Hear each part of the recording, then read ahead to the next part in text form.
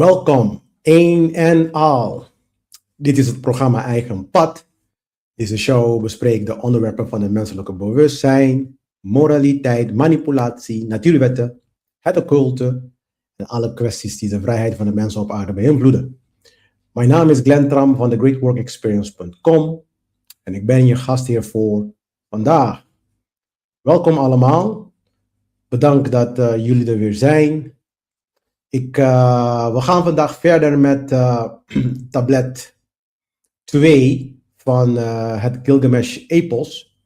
We hebben tot nu toe heel veel al besproken. We hebben een hele overzicht gegeven over het alles. En vorige week hebben we gesproken over de ego. En vandaag gaan we praten over de schaduw. Dus het wordt ook interessant vandaag. Het is niet lang. Ga je nu al beloven, want ik weet dat het niet zo lang is. Maar we gaan wel heel diep in de kern van de schaduw. Dus we gaan een beetje daarover hebben. Want het is iets dat iedereen in principe op de hoogte moet zijn ervan.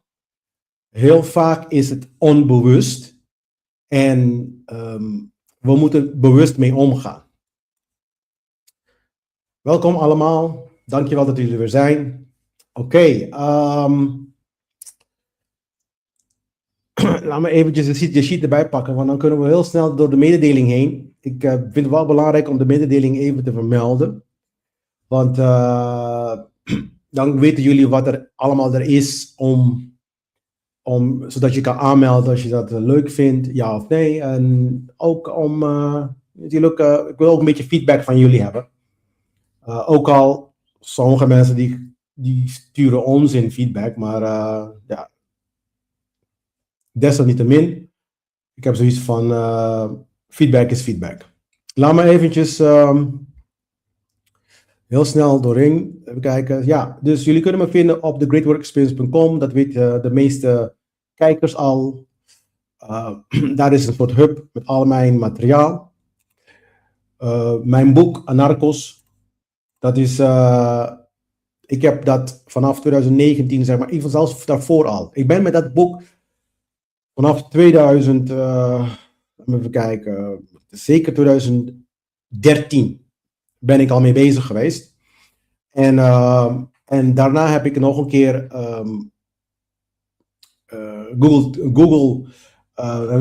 Google Translate eroverheen gegooid om grammaticale spellingsfouten eruit te halen.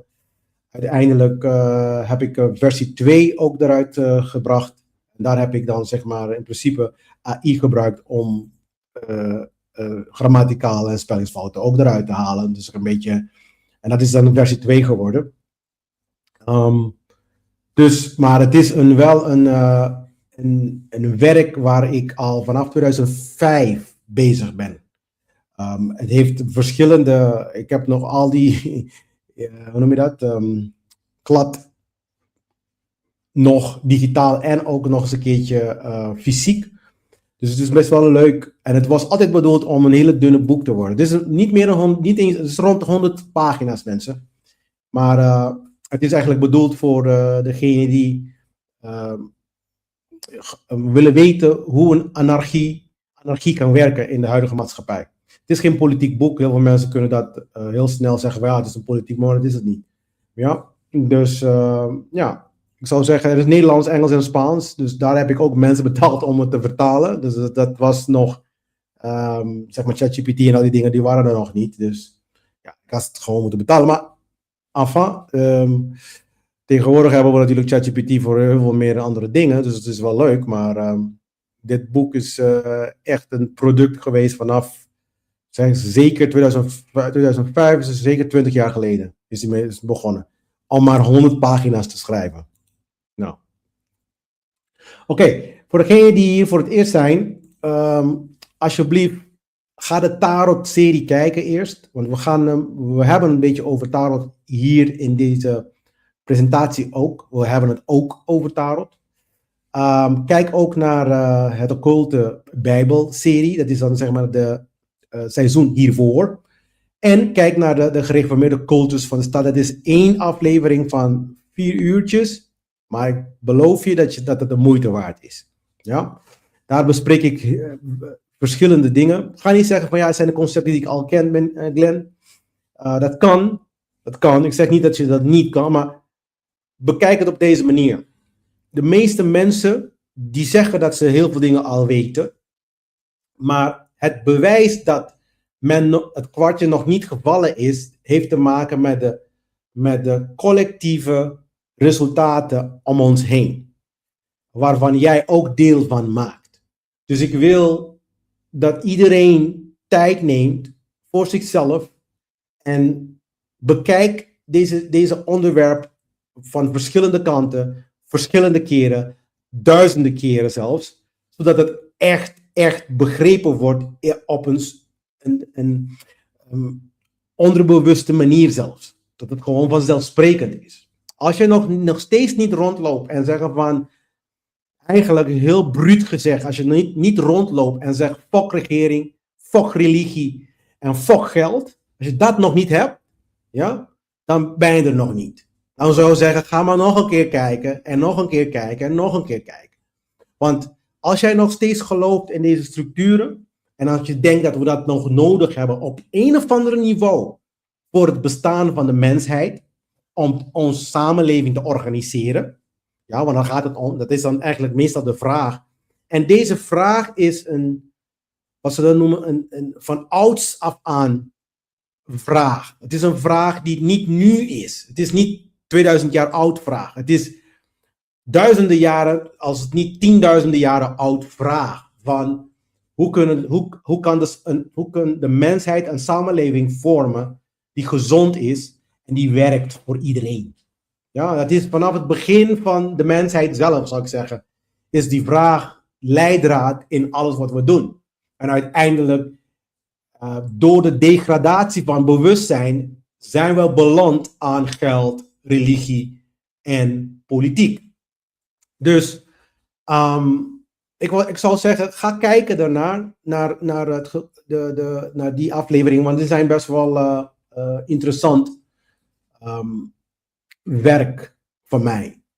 Ja, ik doe het met heel veel liefde, zoals ik altijd zeg. En ik weet dat sommige mensen niet kunnen tegen mijn directe manier van praten. En ja, het zij zo, zou ik zeggen. Kijk vooral niet naar mijn presentatiestijl, kijk naar het materiaal, zou ik zeggen. Ja, masterclass. Ik heb voor jullie een hele interessante masterclass. Vandaag was ik toevallig al die monografen weer aan het lezen. Ik heb ze allemaal geschreven.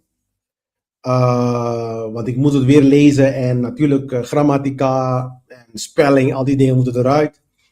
Dus ik ben nog steeds een beetje van de oude stempel. Ook al gebruik ik Google Translate, want die vertrouw ik beter, want die ChatGPT die verandert alles en dat wil ik allemaal niet.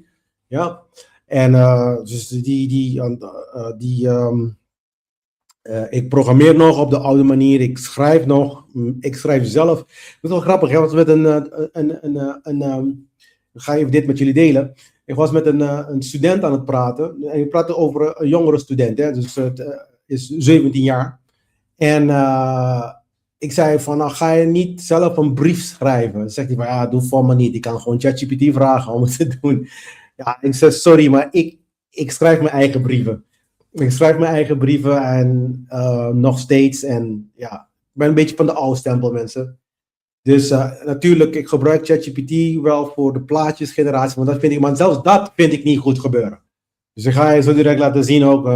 Het is iets dat misschien ben ik niet goed bezig, maar goed, dat is iets anders. Maar de masterclass, weer terug op de masterclass. De masterclass heeft te maken met de tarot. Wel eens even zeggen, het heeft niet te maken met de tarot. Hij gebruikt tarot onder andere als een tool, samen met somatische psychologie, NLP, Neuro-Linguistic Programming en symbolieken, om de bewustzijn to explore it, om het te onderzoeken. Ja? Dus ik wil dat wij allemaal in staat zijn onze eigen bewustzijn te onderzoeken. Het is uitermate belangrijk. Je moet weten hoe jouw bewustzijn hoe je brein in principe werkt. Iedereen moet dat weten. Ik weet dat mensen zeggen, ja, ik vind het niet helemaal interessant. Maar wij moeten het allemaal, eigenlijk moeten we allemaal psychologen worden. Ja? Je hoeft niet diepgaande concepten te weten en kennen. Maar je moet wel, goedenavond Anna, maar je moet wel een soort psycholoog worden. Minimaal van jezelf. Omdat, wat ik dan zeg, de oudere, de donkere occultisten, die zijn, wat ik dan noem dan donkere psychologen. Ja, dark psychologists. Ja, want ze gebruiken alle soorten manipulatieve technieken in technologie zelf. Dus zelf technologie is een manier om te manipuleren. Ja, en dan vooral in het kader van marketing. Ik bedoel, als we dan praten over de social media, we weten allemaal dat ze data van ons stelen eigenlijk. Ze zeggen wel dat ze geven jou duizenden pagina's om te lezen, et cetera, et cetera. Maar we weten dat ze die data gebruiken om ons te manipuleren.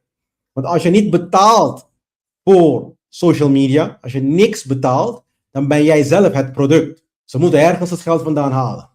Ja? En op het moment dat ze die data hebben, dan kunnen ze die gebruiken om jou te manipuleren. En je weet het niet eens. En dat is het, zeg maar het gevaarlijke hiervan. Dat is wat Gilgamesj ook representeert. We weten alles, behalve onszelf. Dat is Gilgamesj. Ja? Dus die masterclass is bedoeld om ons eigen bewustzijn te onderzoeken.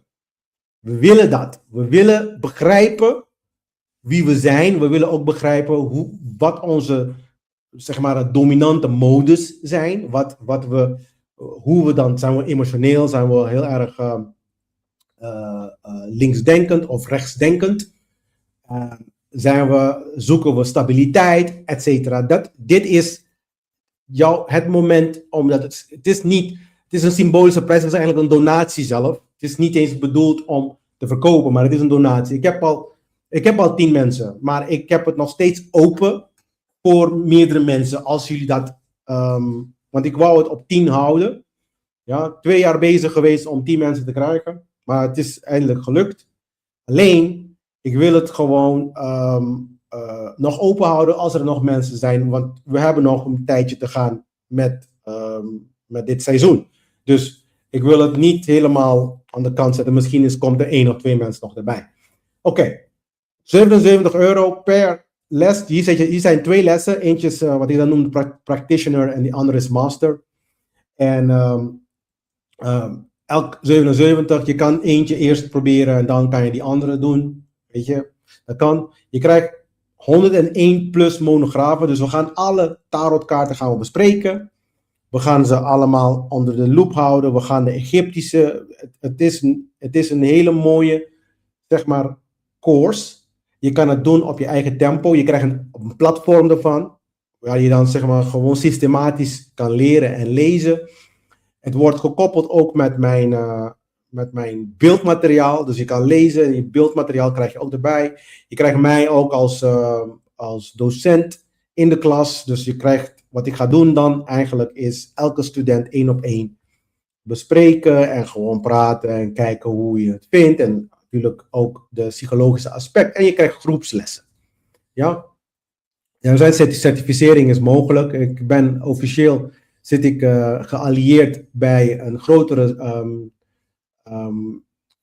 zeg maar instantie van therapeuten, laat ik even zo zeggen. Ja? En je kan onder dat nummer, mijn persoonlijke, nou, dat is eigenlijk het nummer van de organisatie, van de Gridword Experience. Ja, die kan je gebruiken als je dat later besluit om toch wel iets mee te gaan doen voor mensen. Dan kan je ook betaald krijgen, vind ik allemaal prima.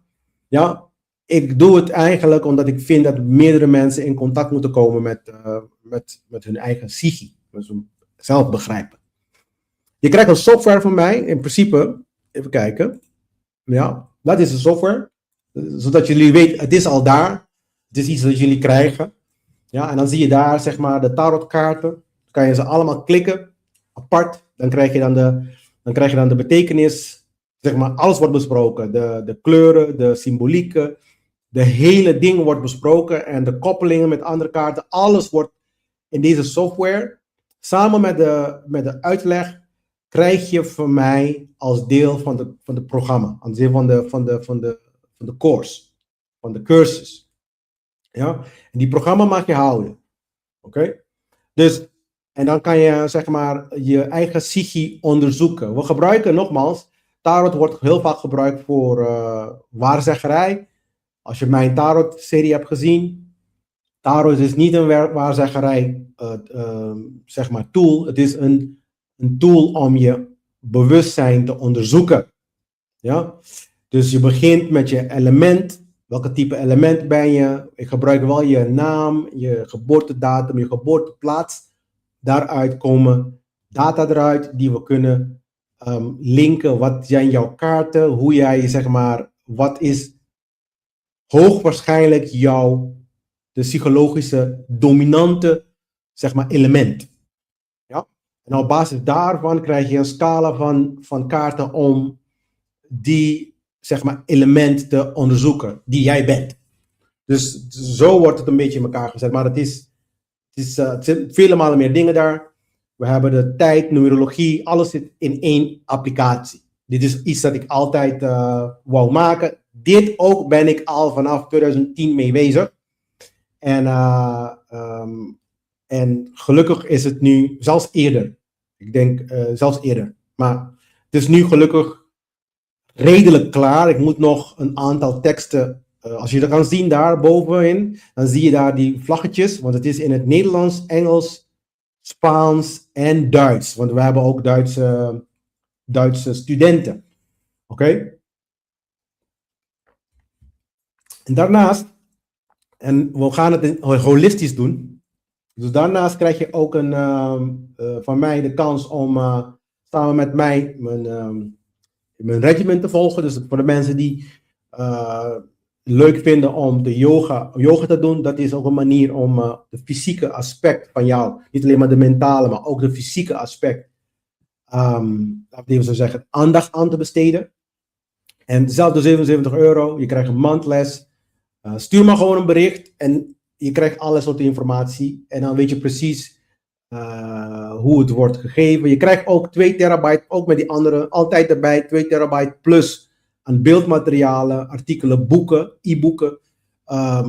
Niet alleen maar van mij hoor, maar gewoon van andere. Mijn boek is ook trouwens toegevoegd aan dit verhaal. Maar je krijgt ook 30.000 plus media van mij. Dus een soort bibliotheek heb ik voor de studenten. En ze kunnen daar gewoon van allerlei soorten occulte teksten van het ouds af aan, zeg maar, kan je dan daar vinden. Oké? Dus ik denk dat alleen is een leuke meerwaarde. En het is online. Dus dan kan je gewoon, is daar altijd, zeg maar, om te bezoeken. Daarnaast heb je dan de detox vasten. Dat is, zeg maar, we gaan beginnen op een rustige manier. Ik begrijp wel dat sommige mensen niet gewend zijn om te vasten. En mensen, dit is niet zomaar intermittent fasting. Ik bedoel, mensen zeggen, ja, het is intermittent fasting. Maar dat is niet echt vasten. Vasten is letterlijk, we gaan beginnen eigenlijk 1 keer per dag 1 uurtje te eten. Nou, als je dat niet kan, we gaan met jouw tempo. Maar ik geef jou de tools. Ja, althans mijn collega geeft je dan de tools om te starten. Om jouw tempo op jouw tempo. Maar uiteindelijk gaan we daar naar 1 uur. En daarna per dag. Dus letterlijk heb je 1 uurtje om te eten. Ja. En voor de rest van de dag wordt dan je lichaam schoongemaakt, die end. Ja. Dit is precies wat ik doe. 1 uur per dag eten. En er zijn soms zelfs cyclus. Op basis van cyclus op bepaalde momenten ga ik ook zeg maar 2 tot 3 dagen extra helemaal niet eten. En dan minimaal per jaar 7 tot 14 dagen helemaal niet eten. Dus dat zijn en nogmaals, het is altijd een balans. We moeten eten, begrijp ik. Maar we moeten ook ons lichaam schoonhouden en maken. Dus dat zit ook op. En dan er is ook iets dat ik heet een grote bundel. Krijg je ze allemaal in één. Allemaal in één. Voor één bedrag van $111. Dan krijgen ze alle 4. Oké, dus stuur maar gewoon een mail. info@apenstaartje thegreatworkexperience.com. En dan krijg je van mij meerdere informatie. En dan zeg gewoon wat je wil en dan komt het allemaal goed. Ja, ik ben heel streng soms, of dat lijkt zo hoor. Dat ik heel streng ben en heel agressief, maar ik ben hartstikke lief. Ja, ik ben de liefste persoon die je ooit kan bedenken, jongens. Ook al zeg ik het zelf. Oké, laten we dan kijken als we gaan starten. Niets is nieuws onder de zon. Wat we vandaag gaan bespreken natuurlijk is niets nieuws. En ik denk dat dat ook de reden is dat heel veel mensen dan zeg maar niet willen luisteren meer. Want ze zeggen, ja, ik weet dit al, ik weet dit al, ik weet het.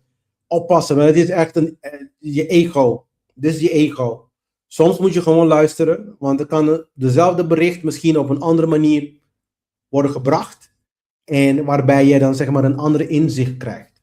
Ja, dat is ook het doel. Soms lees ik een boek 2, 3 keer. Elke keer als je het leest, komt het anders over. Maar dat is dan zeg maar de kracht van iets dat je al weet nog een keer onder het oog bekijken. Dat doe ik ook heel vaak. Deel van mijn strategie van leren ook. Maar dan krijg ik het op verschillende aspecten dan van hetzelfde. Ja. Niks is dus nieuws. Dit is een soort van uitsluiting. Dus ik wil gewoon dat jullie begrijpen dat ik niet iemand ben die iets anders aan het promoten ben. Bijvoorbeeld atheïsme of dat ik sectes aan het ondersteunen ben of politieke partijen of religieuze partijen. Niks van dit. Als je me kent, ik ben niet religieus. Ik ben spiritueel, kan je zeggen, maar niet religieus. Ik geloof in niks. Je hoeft niks te geloven, want je kan alles weten. Ja? Je kan alles in ieder geval van dichtbij onderzoeken en heel dicht bij de waarheid komen als je gewoon onderzoek doet. Ja? Ik weet dat mensen denken van sommige dingen kan je niet weten, maar er zijn sommige kennissen, occulte kennissen, die je in staat stellen om verder te denken. Je kan het wel ervaren in de bewustzijn tenminste. Ja. En bescheiden te blijven. Ja. Het is eigenlijk soms heel moeilijk voor heel veel mensen om aandachtig te luisteren. Ook al, ik heb mijzelf geleerd om te luisteren en toch wel, ook al weet ik iets al, probeer het toch nog een keer, zeg maar, met aandacht naar iemand te luisteren. Vooral als ik iets wil leren. Want ik weet dat mensen zeggen van ja, ik weet het al. En er zijn dingen die ik zeg dat je niet weet. Dat weet ik 100% zeker. Maar gewoon het algemene concepten die ik dan ga bespreken nu, vandaag ook. Heel veel mensen weten het niet. Maar kijk, de reden waarom ik zeg dat mensen kennen, nogmaals. Als wij kijken naar het collectief hoe we gedragen. Dit is troep. En dat betekent alleen maar dat zeg maar, de onderliggende basis van de meeste mensen zit gewoon verkeerd. En ik kan het gewoon met complete zekerheid zeggen. Dat is allemaal niet zo moeilijk. Want mensen denken dat het moeilijk is, maar het is niet moeilijk. Het is niet, men wil een hele vak eromheen, zeg maar, bedenken zo. Maar het concept is heel simpel. En dit is het mooie van de waarheid ook. Het is simpel in concept. Het is het uitvoeren soms dat het een beetje moeilijk is. Dat begrijp ik wel. Want als ik tegen mensen zeg van je moet werken aan jezelf en je ego, het is moeilijk. Het kost tijd en weet ik veel allemaal. Als mensen zeggen van ja, je bent verkeerd, dit begrip is verkeerd, dat is moeilijk. Maar het basisconcept is heel simpel. Een kind kan de was doen. Ja? Dus dat betekent wat je zaait, oogstje. En klaar. Het is allemaal niet zo moeilijk hoor. Dus dat betekent als je een kut leven hebt of een kut land of een kut wereld, is omdat wij kut begrippen hebben. We begrijpen dingen niet. Het kwartje is niet gevallen. Collectief helemaal niet. Maar collectief is een som van elk individu. Dit is de regio waar we over hebben. Het is Mesopotamië. Het is niet toevallig trouwens. Ook de regio waar het hele verhaal van Tramm en oorlog en plaats aan het vinden is. Dus al los van Tramm, Hallo. Los van Tramm. Ja, we hebben natuurlijk in Mesopotamië hoe noem je dat? Als een plek altijd geweest van allerlei soorten conflicten. Dus die proberen we dan zeg maar uiteindelijk te begrijpen. En ik ben blij dat Gilgamesh in Mesopotamië plaats heeft gevonden. Eigenlijk in Uruk meer, maar Uruk is deel van Mesopotamië. Ja? Dus dan hebben we dan zeg maar eigenlijk, het is de hoofdstad van Sumer, heb ik wel gesproken. En hier zie je dan zeg maar helemaal, zie 3 rode puntjes hier op de kaart. Dat heb ik vorige week en de week daarvoor ook al gezegd. En dan heb je natuurlijk helemaal boven in het noorden Nineveh. Nineveh is de plek waar ze dan de laatste tabletten hebben gevonden. Die wij nu gebruiken voor het hele verhaal van. Het zijn de meest complete tabletten ook. Ja? En die tabletten zijn zeg maar 4000 jaar oud. En de verhaal is meer dan 4000 jaar oud. En het verhaal of de tabletten zijn in 18, ik ben even vergeten, maar 1846 volgens mij is het dan, als ik me niet vergis hoor, maar in de eerste aflevering heb ik de juiste jaar. En zijn ze herontdekt en die hebben we nu als verhaal kunnen samenstellen. Ja? Daar zie je in het midden ook nog een rode knop, een rode puntje, dat is Babylon. Daar is zeg maar waar de toren van Babel en dat soort verhalen van de Bijbel, die nemen plaats daar in de buurt ook. Ja? Dus hou daar rekening mee dat Assyrië, ja, zeg maar, waar Nineveh de hoofdstad van is, waar het verhaal van Jona heeft plaatsgevonden. Dan heb je dan Babylonië, dat is dan waar Babylon als hoofdstad. En dan heb je natuurlijk Sumer, Uruk in het zuiden, waar het verhaal van Gilgamesh plaatsvindt. Zo, wat ik hiermee wil zeggen is ook dit. De verhaal van Gilgamesh was een verhaal die in Mesopotamië, hij was een held van Mesopotamië. Oké? Dus dat betekent, die verhalen die gingen rond voor de Bijbel. Dat is iets dat ik wil continu zeggen. Dat betekent dat de Bijbel is niet uit de lucht komen vallen. Sterker nog, als jij de verhaal van Gilgamesh bekijkt, hoe de structuren van macht, hoe men dacht over samenlevingen, et cetera, dan ga je dan begrijpen dat de religieuze tekst die we nu tegenwoordig de Bijbel noemen, dat is een product van de gedachtegangen van die periode. En daarna. Oké? Zo, en ik heb ook laten zien hoe we dan in bewustzijn zijn neergedaald. We zijn gedegradeerd. We zijn niet slimmer geworden in bewustzijn. We hebben meer technologie. Maar we kennen onszelf nog minder. Ja? Want als we onszelf kennen, dat betekent dat we geen oorlog voeren. En dat betekent dat we niet meer regeringen hebben. En dat betekent als we onszelf kennen. Dat betekent dat we geen religie meer nodig hebben. Als we onszelf kennen, dat betekent dat we ook niet geld nodig hebben. Als we onszelf kennen, dat betekent dat we nooit oorlog gaan voeren met een ander. Want we kennen onszelf niet, daarom doen we die dingen. We zijn bang. Er is een deel van ons die nog niet ontwikkeld is. Dus al mijn seizoenen, al de afleveringen die ik dan zeg maar naar buiten breng, heeft te maken met eigen kennis. Daarom heet het ook eigen pad. Want je moet zelf die pad gaan lopen nu. Het is de pad van de ziel. Wat ze dan in tarot de fool, de dwaas. Maar zoals ik het ook eerder en in de tarotles die je gaat krijgen, leg ik het ook uit dat het was en eigenlijk volgens mij in de tarot aflevering heb ik ook vermeld dat het was daarvoor de ziel. Want het is ook de pad van de ziel. Ja. Het is moeilijk bescheiden te blijven wanneer je zo goed bent als ik. Zo stoer, zo charmant en zo aardig. Dat zie je in 1 ogenblik. Omdat je zei dat je lief en aardig bent, moet ik zelf ook. Ja. Ja, ik weet het. Er zijn sommige mensen die kunnen me wel Weet je, sommige mensen noemen me arrogant, sommige mensen vinden... Maar weet je, ik kan erom lachen. Het is, ik neem mezelf niet serieus hoor. Maar het is natuurlijk best wel leuk om ja, een beetje om te lachen. Ja, ja, ja. Goed, in ieder geval. Vandaag op de menu, mensen, op de menu. We gaan de schaduw verschijnt. Ja, de schaduw is het deel van jezelf waar je dan een beetje onderdrukt, die je onderdrukt.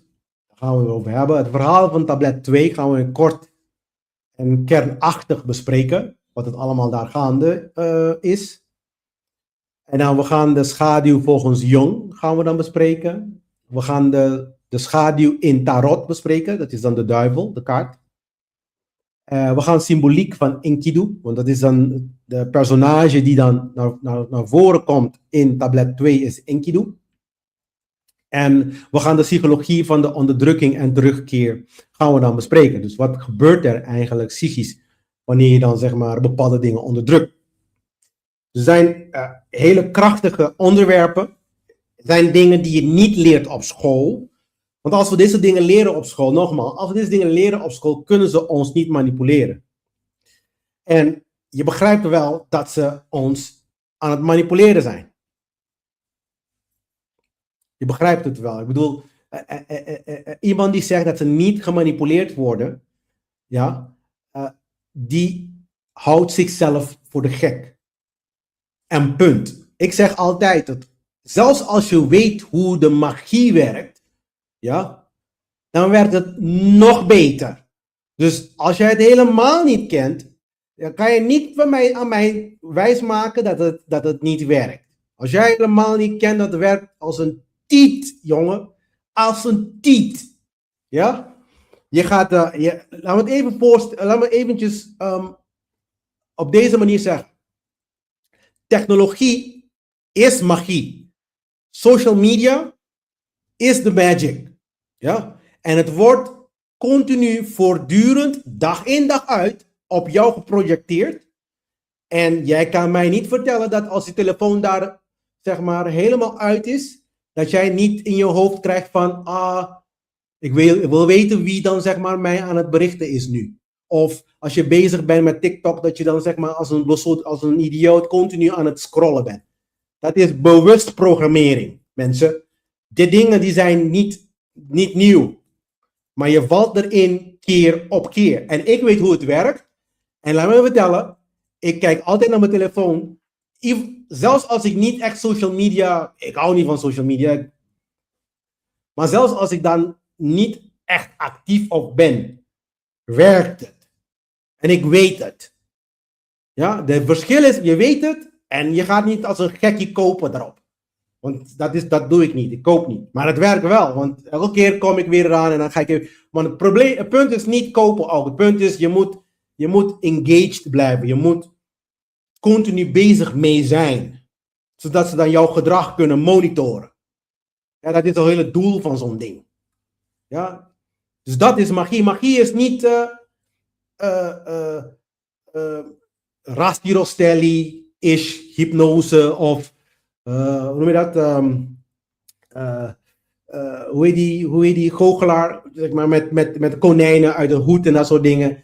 Dat is niet de magie waar we hebben. De magie, dat is een vorm van entertainment. Een vorm van entertainment die ze hebben geïntroduceerd. Waar de echte magie niks mee te maken heeft. Magie is gewoon iemand van A naar B manipuleren eigenlijk. Ja, om bepaalde dingen te doen. Of volgens natuurwet. Of volgens de wil van een persoon. Wat politiek allemaal doet eigenlijk. Manipuleren mensen om te doen wat hun willen. Ja? Dit is black magic. Ze noemen dat zwarte magie. Dus de hele politiek, religie en geld is zwart magie. Maar we begrijpen dit soort dingen natuurlijk niet. Ja? Dus in ieder geval, heel snel. Dit vraag moet je dan elke keer stellen aan jezelf. Wat als je niet bent wie je denkt dat je bent? Ik heb het net over gehad. Je wordt overal gemanipuleerd. En jij denkt dat de keuzes die je maakt, dat jouw keuzes zijn. Hoe weet je dat het jouw keuze zijn? Ja? Ik kan zelfs jou garanderen dat de meeste keuzes die je maakt, vooral online, dat het allemaal gemanipuleerd zijn. Dat het letterlijk 90% tot 95%. En dan ben ik gul. Ja? Het is gewoon, je bent niet jezelf. Je bent geprogrammeerd om een bepaald geloofssysteem te hebben, omdat je niet meer onderzoekt dan wat je krijgt via de media. Mensen die nemen geen tijd om één onderwerp volledig te begrijpen. In verschillende manieren bekijken. We kunnen niet eens 2 seconden of een minuut kijken naar een video. De snelheid van, ik vind dit niet leuk, even sneller, even snel weg. Het is 2 seconden, 10 seconden. Ja? Dat gedrag, continu dopamine in jouw brein. Het is heel erg verslavend. Ja? Mensen nemen geen tijd om goed te begrijpen, een onderwerp te begrijpen. Dat neemt zweet, bloed en tranen. Dat doet pijn. En niemand wil pijn hebben. Wat doen we? We proberen pijn weg te halen. Dat betekent dat de meeste concepten die je hebt in je hoofd geleend zijn. Iemand heeft het gezegd, het klinkt mooi, het klinkt goed. We moeten met z'n allen voor elkaar zorgen, daarom hebben we democratie. Dat klinkt mooi. Ja? Maar als we dat gaan uitvoeren in de werkelijkheid, dat vertaalt zich in een ander stelen. Dat noemen we belasting. Zodat we geld bij elkaar kunnen halen. Ja? Om een ander te geven, noemen we toeslagen. Snap je dat? Dat is hoe het dan vertaalt in de werkelijkheid. Omdat we elkaar niet begrijpen. We begrijpen onszelf niet. Dit hier is corrupt. Omdat er geen tijd, wat je erin hebt gestopt, dat is wat je voor krijgt terug. Het universum is heel eerlijk. Dat is wat ik probeer altijd uit te leggen. Het universum die werkt perfect, jongen. Als een tiet werkt het. Als een tiet. En een grote, juicy tiet. Oké? Dus ik wil dat jullie dat begrijpen. Want mensen denken dat ze kunnen niks in zichzelf stoppen. Of een beetje hier, een beetje daar plukken. En geweldige mensen zijn. Ik kan je zelfs bijna garanderen dat de meeste mensen zijn gewoon immorele mensen. Want als jij niet begrijpt, jezelf begrijpt. En als jij dan zeg maar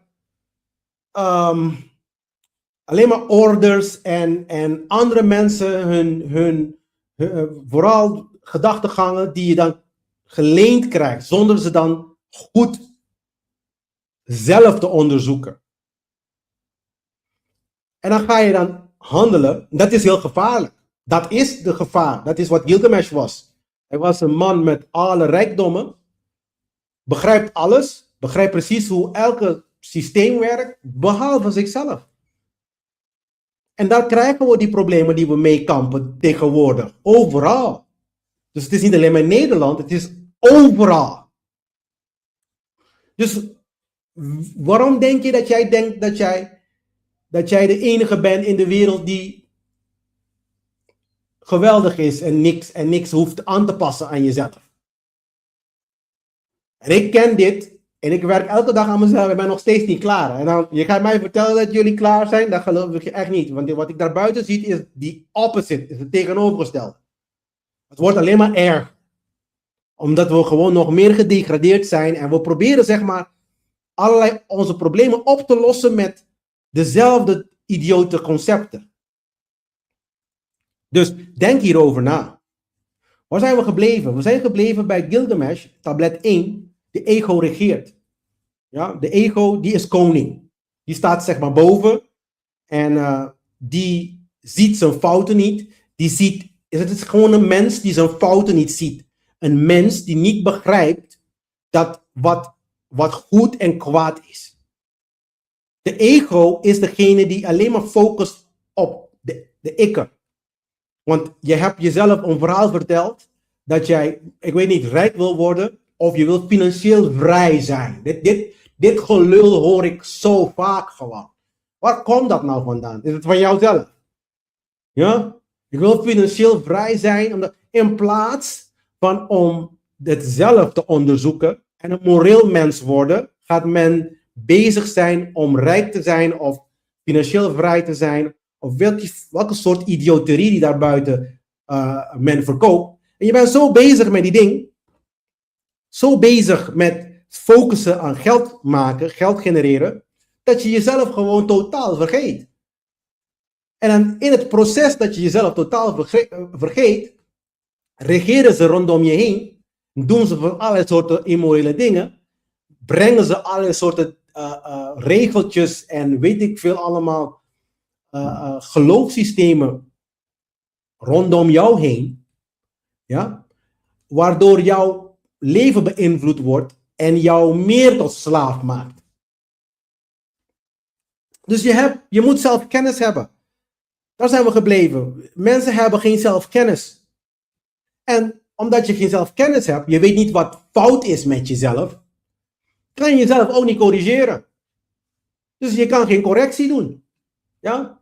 Maar in tablet 2, wanneer je dan geen zelfkennis hebt, wanneer je dan jezelf niet in staat bent om te corrigeren, wat gebeurt er? Ja, via tarot zeg ik altijd, tarot brengt de toren. De torenkaart is wat er dan verschijnt. Er verschijnt een verandering, neemt dan plaats. Er gaat iets gebeuren. Er gaat iets verschijnen dat crisis veroorzaakt. Instabiliteit intern. Ja? Dat is wat tablet 2 erover heeft. Het is Enkidu. Ja? Dus het verhaal gaat namelijk, ik ga zo direct het verhaal bespreken, maar de goden eigenlijk creëren Enkidu. Want als je kan nog herinneren, in tablet 1 heb ik het over dat Gilgamesh regeerde Uruk en de mensen waren onderdrukt. En omdat de mensen onderdrukt waren, gingen ze dan zeg maar hulp vragen aan de goden. En ogo, hier zijn de goden niet, zijn eigenlijk de wat ik dan noem de kamp van Yahweh, of de kamp van Elohim. Het zijn de Elohim eigenlijk. Het is niet zeg maar de creator. De creator is niet Elohim. En ik weet, de christenen die gaan helemaal, dat is wat de ego is. Je gelooft in iets en je begrijpt het niet eens. Dat is ego. Je gelooft in iets die je niet begrijpt. Omdat het alleen maar goed klinkt. Het klinkt mooi. Het klinkt natuurlijk geweldig. Een God die jou vergeeft voor jouw slechte dingen die je hebt gedaan. Klinkt natuurlijk geweldig. Ja? En dan dat je nog steeds goed komt. Omdat hij zoveel liefde heeft voor jou. En hij gaat jou op een of andere manier toch wel belonen. Ook al maak je een puinhoop van. Beloont hij jou op een of andere manier toch wel om op een goede plek terecht te komen. Ja, het klinkt leuk. Het klinkt natuurlijk geweldig. Politiek gezien, dit is religie. En politiek is hetzelfde voor de mensen die politiek leuk vinden. Want daar is precies hetzelfde geloof. Het is een geloof. Politiek is ook een geloof. Ja, je moet maar geloven dat die mensen daar goed hun best gaan doen in de volgende 4 jaar. Ja, en we leren keer op keer dat het niet zo is. Maar nog steeds blijven we stemmen. En nog steeds blijven we ondersteunen en belasting betalen en al die dingen. Dus ik wil dat jullie, dit is de kern van het probleem. Dit is de kern van het probleem. Ja? Dus de geloofssysteem staat in de weg. De ego verdedigt geloofssystemen. Een geloofssysteem die jij hebt bedacht of je hebt aangenomen voor jezelf. En dan je blijft dat gewoon tot eeuwigheid verdedigen.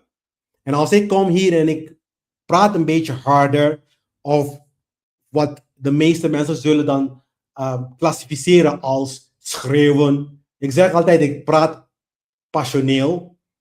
Ja. En als ik dat doe, dan gaan mensen hun oren dichtmaken en zeggen van, ik ga niet meer horen omdat je beledigt mij. Ego. Ja. Dus je begrijpt wel dat de ego, als die regeert, dan ga je nooit leren.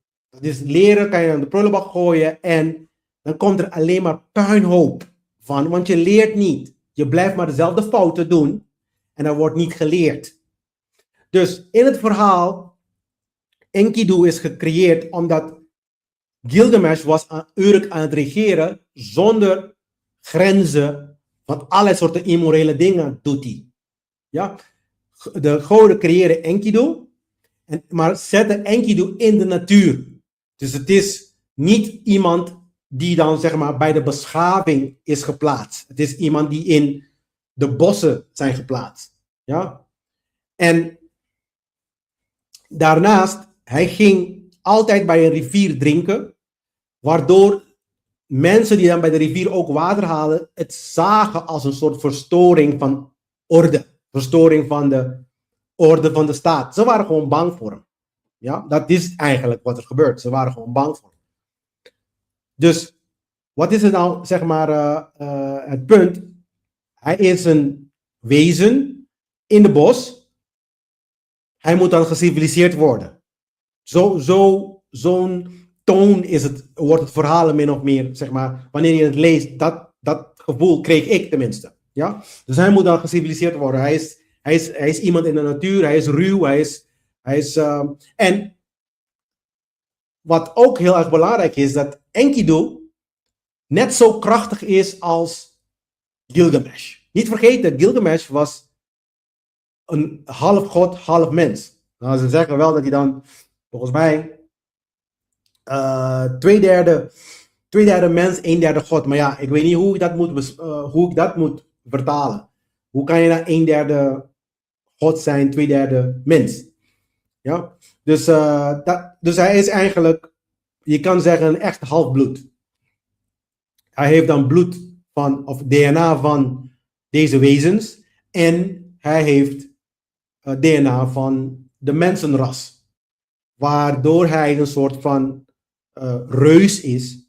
Met vele malen meer kracht. En ook vele malen meer leeftijd. Okay? Dus Enkidu was ook zoiets. Die is gecreëerd door de goden. Hij is ook groot, krachtig, reus. En dat gaat dan natuurlijk een hele mooie confrontatie aan met Gilgamesh. Ja?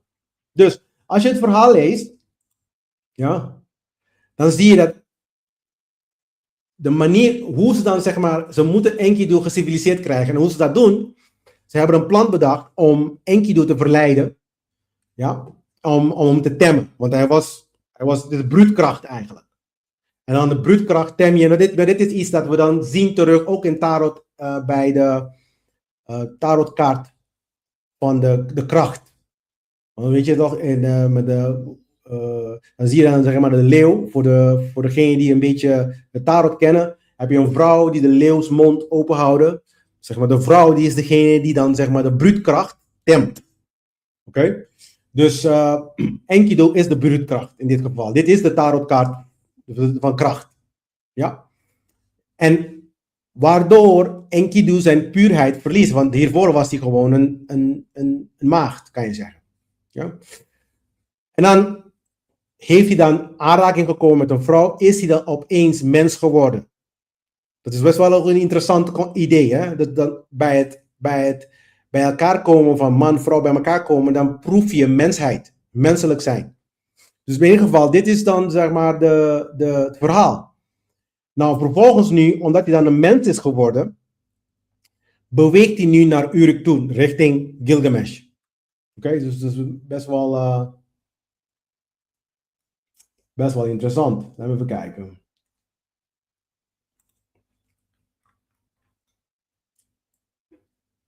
Maar het is ook een hele goede idee ook, hè, om de koning te ontmoeten, moet hij, zeg maar, veranderen. Om de koning te ontmoeten. In dit geval is dat Gilgamesh.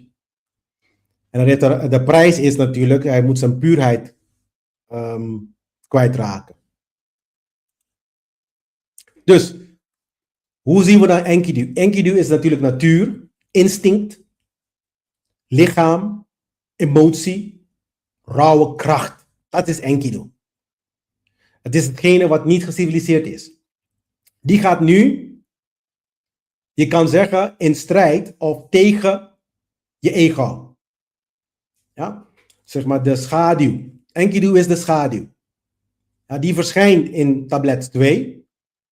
En die gaat nu tekeer met de ego. Maar wat gaan we bespreken? Wat is dan de schaduw eigenlijk? Dat gaan we bespreken. Volgens Carl Jung, de schaduw is alles wat je niet leeft. Wat je afwijst. Wat je onderdrukt. Dat is de schaduw. Onderdrukte emotie. Afwijzing van waarheid. Het is niet alleen maar donker.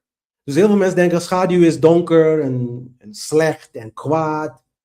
Dat is het niet. Het is gewoon alles wat je onderdrukt. Alles wat je afwijst. Die waar is natuurlijk. Want je kan natuurlijk onware dingen afwijzen. Maar alles wat je afwijst, dat waar is. Ja? Dat is de schaduw. Je onderdrukt het. Want je wil het niet mee geconfronteerd raken. In Nederland, confrontatie probeert men altijd te vermijden. Sommige dingen moet je confronteren, vooral als het gaat over jouw tekortkomingen. Je moet confrontatie aangaan met jezelf. Confronteer jouw domheid. Confronteer de dingen die je nog steeds niet goed, zeg maar, doet. En doe iets eraan. Ja? Dus het is niet alleen maar donker, maar het is ook kracht, authenticiteit die je afwijst, onderdrukt. Ja? Waarheid die je afwijst, onderdrukt. Dus dat is, volgens Carl Jung, is dat de schaduw. En dan laten we even nogmaals even zeg maar, te spreken over dit kaart in de tarot. Want dat is dan, zeg maar, de schaduw. Vanuit de optiek van de tarot is dit, de tarotverbinding, is de schaduw dan de duivel. Heel vaak heb ik gezegd, ook in de tarot aflevering heb ik vermeld dat de mensheid hier zit. Bij deze kaart. Hier zitten we nu. Ja? We zitten, zeg maar, in ketting. Je ziet daar een duivel. En die heeft dan een ketting om de hals van de vrouw en de man. Dat is de heilige in ons. De heilige vrouw en de heilige man in ons. Die zit onder druk. En die zit gebonden. Gebonden. Maar het is niet gedwongen gebonden. Het is gebonden gebaseerd op onze eigen acceptatie. Dat even zo zeggen. We kunnen, zeg maar, ongebonden worden wanneer we willen. Maar we kiezen om gebonden te blijven. We kiezen om onbewust te blijven, dom te blijven, eigenlijk, en slaven te blijven. Vinden we comfortabeler. Want laat hun het maar het werk doen. Dan hoeven wij het niet te doen. Maar zo werkt de wereld niet. Zo werkt de universum ook niet. Iedereen die is verantwoordelijk voor zijn eigen acties. En collectief zijn we allemaal verantwoordelijk voor de resultaten van de wereld. Dus als er oorlog is, is ook jouw fout. Het is niet alleen maar van Trump. Of alleen de reden dat Trump het doet is omdat jij het toestaat. Of de reden dat elke politieke leider iets doet, is omdat jij het toestaat. Jij hebt zogenaamd, iets dat niet eens fysiek kan, jouw kracht of jouw macht overgedragen aan een derde. Die aan zich niet kan. Ja? Je kan niet jouw verantwoordelijkheid geven aan een ander. Het is niet mogelijk, het is een fantasie. Ja? Het is de ego die nog steeds tegen jou vertelt, want je gelooft erin dat je dit soort dingen niks hoeft te doen en het wordt geregeld door politiek, het wordt geregeld door religie en het wordt geregeld door geld. Geen van die dingen die gaan ons problemen oplossen, want die zijn juist degene dat die problemen veroorzaken. Ze zijn de veroorzakers van de problemen. En iets dat het probleem veroorzaakt, kan het probleem niet oplossen. Iets dat het problemen brengt, kan onmogelijk het probleem oplossen. Als jij zelf de probleemmaker bent. Ja? Dus in de taal, de duivel staat voor instinct, verlangen, lichamelijkheid, driften, gehechtheid. Maar ook onderdrukking, vervalsing en identificatie. Ja, we identificeren ons met heel veel van dingen die daarbuiten dat we niet begrijpen eigenlijk. Dat is nog het mooie van de vrouw. We begrijpen die dingen niet. We denken ze te begrijpen. De hele beweging van de woke beweging, dat is een lachertje. Er bestaat geen vrijheidsbeweging in de wereld. Ja? Er bestaat ook geen woke-beweging in de wereld. Wat men woke noemen, zijn een aantal, ik weet het niet. Om woke te zijn, nummer 1, je moet jezelf begrijpen. En je moet begrijpen dat jouw waarde ongelimiteerd is. Dat het niet teruggedraaid kan worden en verpakt kan worden in wat jij verdient op je baan. Dat moet je eerst begrijpen. En dan, je moet zodanig begrijpen dat je oneindig waardevol bent. In zodanig dat iets zoals regering, religie, kan je niet binden. Op geen enkele wijze op basis van hun regels. Ja? Dan begin je pas wakker te worden. Dat is maar het begin. Die dingen moeten eerst begrepen worden hier. En dan moet je dat in je hart komen. En dan moet je dat gaan uitvoeren in de wereld. Ik heb ergens gelezen, de grootste verslaving van de mensheid is nu comfort. Dat klopt, Eva. Ik krijg nu een bericht binnen van Eva. Het is inderdaad comfort. Het is niks doen, ja, mensen vinden het leuk om niks te doen eigenlijk. En ze willen niet hun best doen om eerst zichzelf eerst te begrijpen. En dan vervolgens de dingen die aangepast moeten worden in hunzelf te doen. En dan er is niemand anders die dat kan doen dan jijzelf. Jij kan het beste dat doen. Goed, laten we even verder gaan.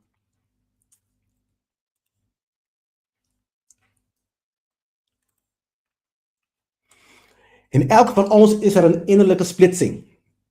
Ja. Zelfs buiten, want dat zie je ook gewoon. De beschaving is regels, structureel en oefent controle uit. Maar in de natuur werkt het op basis van instinct, gevoel en spontaniteit. En wij leven ertussen. Wij leven tussen de natuur en de beschaving in. En beschaving is niet slecht. Het probleem is als het overheersend wordt. Ja? Ik kan me voorstellen dat jullie natuurlijk wel begrijpen dat het is natuurlijk leuk om met z'n allen te leven. Het is leuker dan alleen maar ergens. Mensen die tegen mij zeggen van ja, ik ga weg van het systeem, ik ga in de bos leven. Nummer 1, ze komen in de bos jou aanvallen. Want mensen die immoreel zijn daar buiten die bos heen, die komen en die kappen de bossen. Ja? Dat is het probleem die de Indianen nu mee zitten. Daarom zijn ze eigenlijk begonnen met de hele verspreiding van ayahuasca tegenwoordig. Want dat was een praktijk die alleen maar bij hun actief was. De shamanen die gingen niet zomaar naar buiten toe om dat te doen. Ze hebben er nu besloten om het te doen. Omdat je krijgt gewoon de buurnatie die ik dan zeg maar West-Europa heet. Ja? Vanuit mijn optiek. De vuurnatie is Europa en de westerwereld. Dat is dan zeg maar deels Europa, of eigenlijk Europa en Amerika. En dan heb je natuurlijk de waternatie, dat zijn Zuid-Amerika, noem ik dat meer. En die regio. Je hebt de aardenatie, dat zijn dan zeg maar Afrika. En dan heb je dan natuurlijk de luchtnatie. Dan krijg je dan zeg maar de Aziaten. Dat zijn de 4 elementen. Over de hele wereld verspreid. Dus die zijn dan zeg maar ook de 4 rassen die we hebben over de hele wereld. Ja? En de vuurnatie, dat zie je ook wel. De vuur is iets dat, die heeft geen water. Water is liefde. Oké? Die heeft geen liefde. Of de vuur is overheersend. Dus dan hebben ze de neiging om te gaan en ze willen veroveren. En ze willen kapot maken. En over. Dat is wat de Romeinen altijd deden. En nog steeds doen de westerse wereld dat. Omdat er nog geen balans is in hun wezen. Ze kennen hunzelf nog niet. Ja? En ik praat over het element dat dominant is. Want iedereen heeft alle elementen in zich. En mijn app, mijn app, die is een mooie tool. Omdat als je alleen maar die app wil hebben, alleen maar die software, stuur maar een berichtje. Een kleine donatie krijg je het ook. Ik vind het allemaal prima.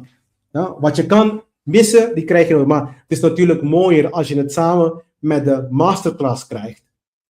Dan krijg je de masterclass, dan krijg je alle documenten om de Sigi te begrijpen, plus de app, plus de software.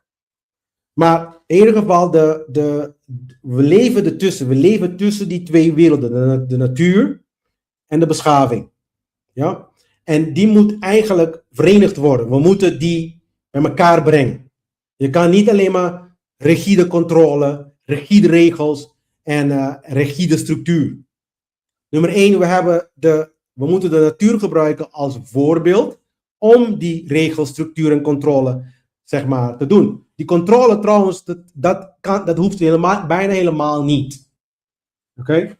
Ik zeg ook al bijna helemaal niet, omdat de controlerende factor is de natuur zelf. Natuur die geeft je wat jij inzet. Het universum geeft je wat je zaait.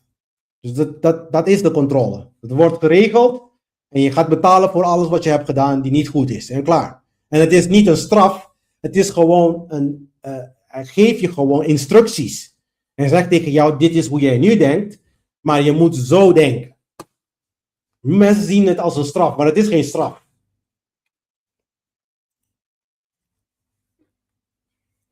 Dus wat je onderdrukt eigenlijk verdwijnt niet. Emoties die je niet voelt, impulsen die je niet leeft, waarheid die je niet erkent. Wordt opgeslagen, wordt sterker en komt terug. Punt. Dus als wij nu niet begrijpen, nu, op dit moment, dat we moeten de waarheid onder het ogen zien, dat die dingen niet werken. We moeten begrijpen, onszelf begrijpen. En al die dingen. Als we die dingen allemaal weghalen, wegstoppen, onderdrukken, dan komt die terug. En dan komt 2, 3 keer, 4 keer harder terug. Omdat de universum, die heeft een manier om zichzelf te corrigeren. En jij bent deel daarvan.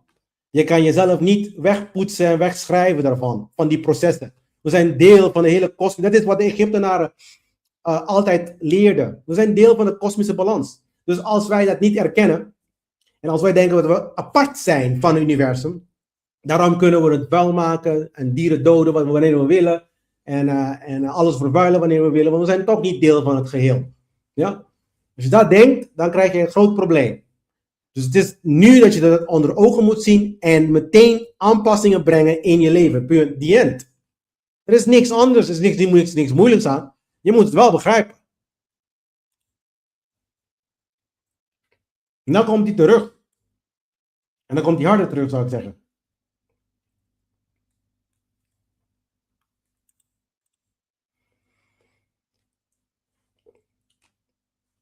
Dus de schaduw komt terug wanneer je controleert, wanneer je vermijdt, wanneer je onderdrukt. Want dan krijg je dan spanning en krijg je conflicten. En breek iets door. En het is altijd zo. En dat zie je ook. Dat zie je in je eigen leven. Maar je ziet het ook in de wereld. Dit verhaal zie je sterk in de wereld. Ja, wanneer mensen onderdrukken de waarheid, ze vertikken de waarheid onder het oog te zien. Ze willen het niet. Ze willen het niet. Want ze willen gewoon hun leven leiden en rijk worden en zogenaamd, ik weet het niet. Wanneer ik het bekijk, vanuit mijn optiek, mensen, laat me het even zo zeggen. Vanuit mijn optiek is wat men mee bezig is, heeft gewoon geen zin. Gewoon geen zin. En punt. Want al die dingen die je dan zogenaamd accumuleert in je leven. Met al die rijkdom en al die dingen. Ik zeg niet dat mensen geen materiaal nodig hebben. Dat zijn New Age, onzinnig geloofssystemen weer. Ik zeg niet dat je geen materiaal... Je hebt materiaal nodig. Dat is de reden waarvoor materiaal in de wereld is. Maar het is niet om op te stapelen. Het is er daar om de bewustzijn te laten groeien. Dus het heeft een functie. En de functie is niet, oh laten we eventjes rijker worden en meer mensen tot mijn slaaf maken en dat soort shit. Dat is niet voor bedoeld hoor. Dat is wat wij van hebben gemaakt, verkeerd. En de resultaten zie je dan overal. Dus in plaats van nadenken van hoe ga ik rijk worden, help mij aan het denken van hoe kunnen we een betere samenleving opzetten en samenstellen. Hoe kunnen we zeg maar technologie gebruiken bij wijze van spreken om mensen vrij te maken en behouden. Dat vooral. Hoe kunnen we iedereen kans geven, vooral onze kleintjes, voor een eerlijk leven? Gelijkwaardig, daadwerkelijk kwalitatief gelijkwaardig. Over de hele wereld. In plaats van de monster die we nu hebben gecreëerd, regeringen, religies en geldsystemen, te blijven voeden. Want dat is wat we doen. We blijven ze maar gewoon voeden. Door heel druk bezig te zijn met social media, onderdruk je wat je niet ontwikkeld hebt.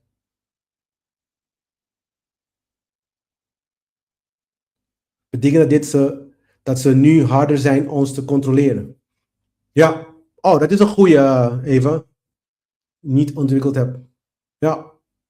Ja, Eva die verwijst naar het feit dat, omdat wij zo veel bezig zijn, was ik ook daarvoor al aan het bespreken, we zijn zoveel bezig met social media, en social media is magie. Oké? Het is een vorm van magie. Ja? En ze houden je gewoon bezig, waardoor je ook niet jezelf ontwikkelt, omdat je gewoon bezig bent lekker dopamine, zeg maar, in je hersenen los te laten. Het goed gevoelhormoon. Ja? Dus, en ik zou zeggen dat daar heb je wel een punt, Eva. Ik denk zeker dat je daar een punt hebt. Dat ze dan, zeg maar, een soort van, je bent gewoon bezig met al het andere behalve jezelf. En daar is ook de hele Hollywood voor opgezet. Dus om mensen, zeg maar, entertained te houden. De hele voetbal is voor, vroeger was het gladiatoren. Nu is het voetbal. Het is voetbal, honkbal, dus al die balletjes heen en weer. Persoonlijk begrijp ik niet eens, maar goed, ik begrijp dat mensen dat spannend vinden. En ze worden hartstikke immoreel en dan gaan ze vechten, plekken kapot maken, hooligans en weet ik veel allemaal. Het is maar een spel, mensen. Het is maar een spel. Ik begrijp het niet, joh. Maar goed. Ja. Maar het is zeker weten iets om de populatie gerust te houden en in ieder geval niet gefocust te houden op de immorele daden die politiek doet, de religieuze doen en de geldmanagers doen. Ja? Tegen de tijd dat je dan, zeg maar, quote-unquote wakker wordt, quote-unquote, want het is niet echt wakker worden, maar in ieder geval achterkomt dat ze dan, zeg maar, oneerlijk bezig waren, is het al te laat, de regels zijn er al. Ja, dingen zijn er al. Dat is de reden waarom ze dan mensen die dan deelnamen aan de Epstein-verhaal niet echt kunnen vervolgen. Ze vervolgen, mensen zien dat niet. Die mensen die kunnen niet vervolgd worden op een of andere rare reden. Ja, iedereen, als jij het doet, geloof me dat je dan de volgende dag in de fucking bak zit. Ja, maar hun hebben dan, zeg maar, zogenaamde immuniteit. Al deze zogenaamde hoge piekpapjes. Maar niet van de natuurwet. Ik heb 100 keer gezegd, natuurwet die kijkt niet naar die dingen. Die kijkt niet naar je ras, die kijkt niet naar je status. Niks van die dingen maken die überhaupt uit. Nu begrijp je ook dat het alleen maar op die manier echte rechtvaardigheid kan bestaan. Rechtvaardigheid kan niet bestaan op basis van de mensenwetten. Mensenwetten kunnen geen rechtvaardigheid scheppen. Ja, het is onmogelijk. Want je kan in een land, kan je dan, zeg maar, cannabis verboden en in een ander land kan je cannabis toestaan. Wat is het nu? Mag ik dan cannabis hebben of mag ik het niet hebben? Ja, en dan zeggen ze ja, maar als je in deze regio bent mag het wel en als je in een andere regio bent mag het niet. Ja? Hoezo dan rechtvaardig? Dat gaat toch niet? Als het niet mag, gaat iemand 20 jaar in de bak in? Het is al gewoon zo krom gewoon. En dan ga je naar een ander land dat het wel mag, krijg je niet eens 1 jaar straf. Je krijgt niks, je krijgt 0, je kan gewoon rondlopen, no probleem. Ja? Dus hoe kunnen we dan als mensheid, rechtvaardigheid scheppen op basis van onze zogenaamde regels, die de slavenhandelaren, dat zijn dus de politieke mensen, die ook zelf slaaf zijn. Ja, want waarschijnlijk lachen ze en zeggen, hahaha, ik ben een slavenhandelaar. Volgens Glenn, nee, jij bent ook een slaaf. Alleen, Jij bent een van de hoge slavenhandelaars. En dan heb je natuurlijk onder jou. Want je bent ook zelf slaaf van dat concept. Want je hebt het nodig, want anders kan je niet leven. Je moet manipuleren en mensen laten doen, want je kan geen moer. Mensen die niks kunnen, die willen altijd anderen controleren. Want je kan niks. Het enige wat je kan is achter je bureau zitten en een beetje schrijven. En lullen en zeggen van ik wil een wet maken daar. Of ik wil dit hebben daar. Grote smoel hebben, maar je kan zelf niks creëren. Je kan niks produceren met je handen. Want als dat zo zou zijn geweest, dan zou je niet daar in een fucking Tweede Kamer zitten, toch? Dan zou je dat gaan doen. In plaats van slavenhandelaar spelen. En aan verdienen, zodat je een lekker leventje kan leiden. En je dikke BMW aan je kont, lul. Alsof dat zeg maar jou beter maakt. Ik ga je vertellen, en ik heb het al 100 keer gezegd ook in al mijn shows. Als je ze hier bekijkt. Ja, je bent niks waard. Nul. Je bent lager dan een beest als jij in de politiek zit of een pastor bent. Je bent lager dan een beest. En er is wetenschappelijk is dat bewezen zelf. En ik gebruik natuurwet en het is gewoon een logische vervolg van dingen. Je bent lager dan een beest. Het is een natuurlijke vervolg. Want mensen die dingen doen, die hebben geen weten. Ze hebben geen geweten. Ze begrijpen niet hoe het werkt. Daarom ben je deel van dat. Je bent een pastor omdat je niet begrijpt hoe het werkt. Je bent een politiek mens omdat je niet begrijpt hoe het werkt. Je bent een politie omdat je niet begrijpt hoe het werkt. Je bent een militair omdat je niet begrijpt hoe het werkt. Intern, helemaal onbewust, in de kern, ben je gewoon bang. Bang. Maar je wil het niet zien. Dat is de schaduw. Je drukt het weg. Dat is de schaduw. Je drukt het weg, want je wil het niet confronteren. En je ego, die is koning nu. Want omdat ik het zeg, dat betekent dat het niet waar is. Kijk niet naar mij. Niet omdat ik van Curaçao ben, dat betekent wat ik zeg niet waar is. Omdat mijn eiland klein is, betekent dat wij niks weten. Laat me vertellen. Ik weet meer, en hier komt de arrogante Glenn eruit. Ja, want ik weet het 1000% zeker, 1.000.000% zeker. Ik weet meer dan de gemiddelde Hollanders die rondlopen daar fucking in Nederland.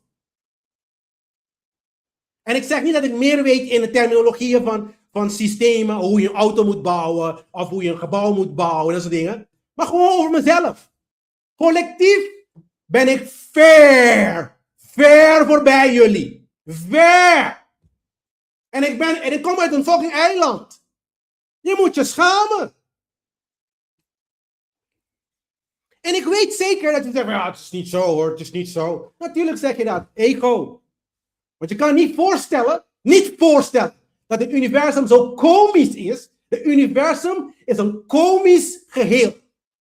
Het is zo komisch. Hij pakt iemand uit de straat op Curaçao en dan zet hij het hier voor het scherm om een hele land en de westerse wereld te laten begrijpen wat moraliteit is. Het is heel komisch, ja. Ik vind het zelf komisch. Soms ook denk ik erover na en ik moet zelf over lachen, ja. Ik moet zelf over lachen. Maar als jullie allemaal zo geweldig waren, ja, dan was de wereld stuk beter. Er was geen hongersnood, er waren geen oorlogen, ja. Er was dan geen gevoel van ik wil jou controleren. Er was niet zoveel regels, onnodige regels ik weet het niet, man. Onnodige regels. Als mensen moreel zijn, heb je geen regels nodig. Alleen maar als mensen immoreel zijn, heb je regels nodig. Want mensen weten niet hoe ze moeten gedragen natuurlijk. Nou, daar heb je helemaal niks aan. Want als ze dan toch naar Curaçao gaan om even op vakantie te gaan, gedragen ze zich toch nog steeds niet hoor. Want de enige oplossing is, je moet ze leren hoe ze moreel moeten zijn. Maar als je iemand moreel maakt, dan kan je ze niet meer controleren. Dat is het probleem. Dat is het probleem voor de politieke mensen. Dat is het probleem voor de pastoren. En dat is het probleem van de dominees en de geldverstrekkers. Dat is hun probleem. Dat is de reden waarom je niet moreel bent.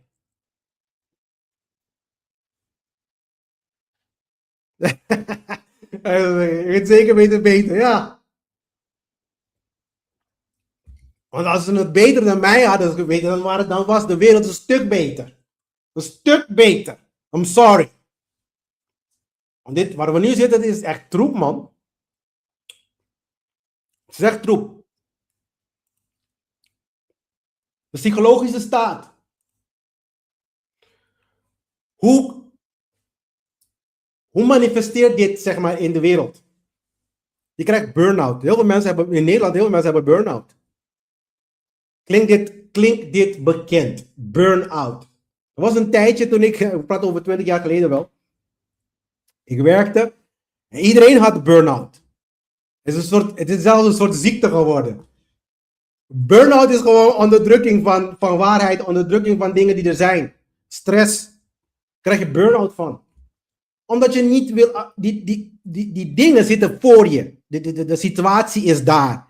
Maar je wil niet mee dealen. Je wil het niet erkennen. Je duwt het weg. Ja? Dit is dan burn-out. Even kijken. Oh, ik heb een volgende sheet besproken. Maar wat ik bedoel is, je voelt dan irritatie, zeg maar, psychologisch voel je dan irritatie, conflicten met anderen, innerlijke onrust, impulses versus controle. Je hebt geen controle over die. Dat is de schaduw. Ja, dat is de schaduw. En dan krijg je burn-out van, woedeuitbarsting, identiteitscrisis en extreme gedragingen. Sommige mensen die gaan natuurlijk heel extreem, gaan ze zich gedragen. Het is wanneer de schaduw die breekt. Je kan jezelf niet controleren. Als je dan zeg maar, als het ego zeg maar regeert, is zelfcontrole eigenlijk niet, er is geen sprake van zelfcontrole. Dat is de reden waarom ze de hele justitiële afdeling moeten hebben in elk land. En de ego die zegt tegen jou nu, men kan geen land hebben, men kan geen samenleving hebben zonder justitiële ministerie van Justitie. We kunnen dat niet, Glenn. Dat is bijna onmogelijk. Dat is het probleem dus. Dat is het probleem. Want je gelooft nog steeds. Je gelooft nog steeds dat deze dingen nodig zijn. En dat is de reden waarom we in deze puinhoop zitten. Dat is het. Want dan ben je niet wat ze dan noemen wakker. De echte wakker zijn is niet datgene wat je nu ziet in de media. Ja? Het is een spot. Wanneer je praat over, want je ziet ook dat presidenten zeggen van ja, de woke community. Ze bespotten het. Omdat ze dan natuurlijk aan de macht wil blijven. Daarom bespotten ze het. En ze hebben recht om het te bespotten. Want het is gewoon een bullshit die hun zelf hebben gecreëerd. Die longerokkers hebben die shit op. Want als je woke bent, dan zal dan de teacher, degene die naar voren komt, zoals ik ben ook een soort teacher. Ja? Ik ben geen guru, want ik wil geen volgelingen hebben en shit. Fuck die shit. Maar ik ben wel een teacher. Ik leg dingen uit. Ja? Dan moeten ze altijd in hun teachings praten over geen regering. Geen regering. Niet een klein beetje regering. Maar dat betekent gewoon een klein beetje slavernij. Ja? En dan komen we weer terug waar we waren. We komen weer in de slavenconstructies en de slavernij, die krijgt gewoon een restart. Dat is de reden waarom de Matrix, de film, voor degenen die het hebben gezien, continu weer herstart. Omdat de bewustzijn van de mensen niet is gegroeid. Dus als wij nu zeg maar een soort revolutie hebben op een of andere rare reden, ja, oorlog wordt uitgevoerd, derde wereldoorlog breekt, whatever. Als we niet gegroeid zijn in bewustzijn, krijgen we een vierde wereldoorlog, een vijfde wereldoorlog, een zesde wereldoorlog, een zevende wereldoorlog. En dat gaat gewoon zo lang door totdat wij begrijpen. Snap je?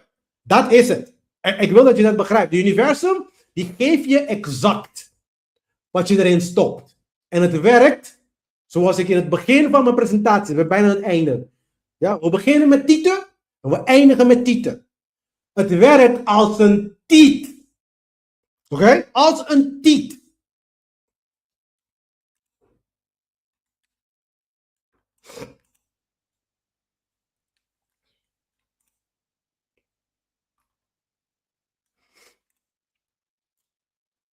Dus ik heb ook uitgelegd, de schaduw is niet jouw vijand. Het is niet iets dat weg moet of dat slecht is. Schaduw kan ook positief zijn. Het moet gezien worden. Ja, wat je onderdrukt moet je gewoon onder het ogen zien. Je moet de confrontatie aangaan. Hetgene wat je onderdrukt, hetgene wat je wil zijn. Ga gewoon, wat je moet zijn is een beter moreel aspect van jezelf. Ik probeer in mijn uitleg zo duidelijk en zo precies mogelijk te zijn. Zonder het over te laten aan je eigen interpretaties. Want ik wil wel overbrengen, je kan al het andere interpreteren en geloven wat je wil. Wat jij wel moet begrijpen, precies moet begrijpen is dat de structuren van slavernij en de dingen die ons tot nu toe tot slaaf houden en ons problemen veroorzaken, zijn de instituten van de wereld die we nu hebben. Regeringen, religies, geldsystemen. Dat is iets dat je niet kan ontkennen. Dat is wat wij allemaal ontkennen. De meeste van ons ontkennen dat. Ja? Dus, maar wat gebeurt er? Je krijgt al die problemen die we nu hebben, is eigenlijk Enkidu die naar voren komt, de schaduw. Want we hebben het allemaal onderdrukt, we hebben ontkend, creëer je dan voor jezelf problemen, schaduw. Ja, die verschijnt terug. Kiekaboe. Ja, en nu moet je ermee dealen, nu moet je ermee omgaan. Dit is een schaduw van jezelf, maar ook collectief in de wereld. Politieke partijen, misschien landen die met elkaar botsen. Hetzelfde idee. Ego die speelt een rol. Als jij, weet je, het is zo makkelijk om Trump zeg maar te wijzen als een narcissist en een egocentrisch persoon. Ja, Trump, omdat hij er is. Ik bedoel, iedereen kan het zien. Maar heel moeilijk kan mensen hun eigen gelul, zeg maar, hun eigen narcissistische aspect van zichzelf en de egocentrische aspect van zichzelf is heel moeilijk te zien, want het is altijd daarbuiten wat het probleem is. Het probleem is nooit innerlijk. En dat is de grootste plek waar je moet gaan zoeken, intern. Want Trump is zo, omdat wij intern niet begrijpen hoe wij zelf zijn. En wij hebben Trump, doordat wij onszelf niet hebben begrepen, hebben we Trump daar gezet waar hij is. Of hebben we Jette daar gezet waar hij is. Of hebben we elke kut politieke partij gezet waar hij is. Dat wij onszelf niet begrijpen. En dan dit voor een fucking Antilliaan of een Curaçao die dit jou moeten vertellen. Dit is erg hoor. Ik vind dat dit is hoe we gedegradeerd zijn. In bewustzijn. Dat een jongen van Curaçao dit moet komen online om dit uit te leggen. Waarbij de velen van jullie zullen zeggen van, oh, ik weet het niet. Misschien heb je het niet. Misschien is het, laat me vertellen, ik weet nog een miljoen procent zeker. 1 miljoen. En het heeft te maken met de natuurwetten. Het is heel simpel. En als jij zeg maar rondloopt en je plant een mango en je krijgt appels, dan praten we verder. Ja? Maar zolang jij mango plant en je krijgt mango vruchten, dan is wat ik nu tegen jou aan het zeggen ben 1 miljoen procent zeker. Ja? 1 miljoen procent zeker. Meer dan 1 miljoen zelf. Oneindig zeker. Want je krijgt niks van het universum wat jij zelf niet erin gooit. Dus je kan niet appel krijgen als je mango zaait. Je kan me niet wijsmaken. Ja? Dus dat betekent, wij zaaien nu appels, dan hebben we appels gezaaid. Dat is wat ik wil zeggen. Dus oorlogen, hongersnoden, lijden van al die mensen en van jouzelf. Want de meeste mensen lijden. Er zijn mensen die denken dat ze gelukkig zijn omdat ze een aantal papieren kunnen betalen. Ze hebben illusie. Ze zijn nog leger dan je denkt. Ja? Rijke mensen zijn niet per definitie gelukkig. Ze noemen spullen kopen geluk. Maar wat ze voelen is een injectie van elektriciteit in hun brein, een dopamine, van het kopen van iets nieuws. En dan 2 uur later moeten ze nog een keer iets nieuws kopen. En als die mensen gewoon ergens, als je ze zet ergens en zeggen van gewoon ga gewoon lekker zitten en niks doen. Mediteert een beetje. Dan zie je niet hoe ongelukkig ze zijn. Want ze moeten altijd spulletjes bijhalen. Ze moeten altijd bewijzen dat ze iets kunnen doen. Ongelooflijk. Dus je schaduw is iets dat je ermee moet dealen. Ga niet onderdrukken. Ga het zien en integreert het. Gebruik dat als correctiemechanisme. Wanneer je ziet een oorlog, zegt, dit is wat ik bedoel. Dit is wat de mensheid moet doen en dan moet je iets vergelijkbaar doen met jezelf. Wanneer de mensheid ziet naar buiten van, we hebben weer oorlog. Ja? Tweede Wereldoorlog, als ik over Tweede Wereldoorlog praat, over de natie en dat soort dingen, zijn sommige Nederlanders die nog steeds het is een heel gevoelige, zeg maar, onderwerp. Ja? Maar laat me je vertellen, en dit is iets dat niemand wil horen, dat de hele natieverhaal, wij nu aan het herhalen zijn in Nederland. Dus Nederlanders die gedragen zichzelf als naties nu. Dat willen ze niet horen. Want het is precies wat Hitler heeft gedaan. Manipulatie van gedachtegangen en de hele zeg maar, volk voor een karretje van Hitler laten spannen. En dan vervolgens de militaire dienst ook voor het karretje van Hitler laten spannen. Dit zijn de militairen die niet nadenken, die het allemaal hebben uitgevoerd hoor. Wat doet de Nederlandse krijgsmacht nu? Het is precies hetzelfde. Gewoon commando's volgen en gaan gewoon mensen vermoorden. En dan hebben we een goede krijgsmacht. En dan beschermen we ze. Je kan niks beschermen, jongen. Komt een meteoriet, ontploft de hele aarde. Wat fuck beschermen wat? Ongelooflijk, jongen. Je moet natuurlijk jezelf corrigeren. Je moet het zien. Je moet het integreren. Ja, de schaduw integreren. Op het moment dat het buiten, je ziet dat oorlog wordt uitgevoerd. De eerste wat je moet vragen is, wat heb ik niet geleerd? Dat is de eerste wat je moet vragen. Wat heb ik niet geleerd? Waar zitten we verkeerd? Wat zegt onze voorouders hierover? Want dat is het hem juist. Onze voorouders zijn domme koeien zogenaamd.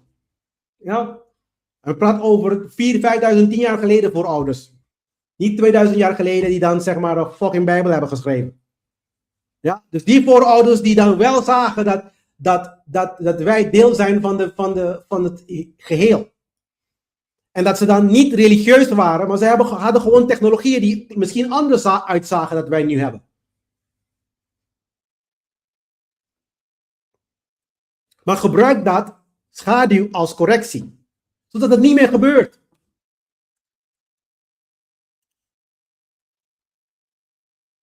Dus dat betekent dat die tweeën moeten gaan ontmoeten. Ja, de ego met de natuur, de rauwe natuur. Controle versus instinct. Identiteit met waarheid. En die identiteit hier is eigenlijk wat je tegen jezelf hebt gezegd dat je bent. Dat is wat de ego is. Hij creëert een verhaal over zichzelf. En dan verdedigt hij die verhaal. Het probleem is dat als die verhaal die je over jezelf hebt niet aansluit met de waarheid. Dan krijg je problemen, ja. Maar de botsing is eigenlijk onvermijdelijk. Dat is wat mensen, dus dan ga je ook intern dan verwaard zijn. Daarom zijn de meeste mensen verwaard.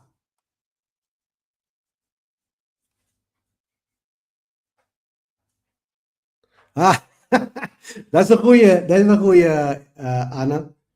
Steel niet, lieg niet en bedrieg niet. Want dan is de overheid, houdt niet van concurrentie. Dat is een goede, ja. Ja. En de meeste mensen weten dit eigenlijk, hè.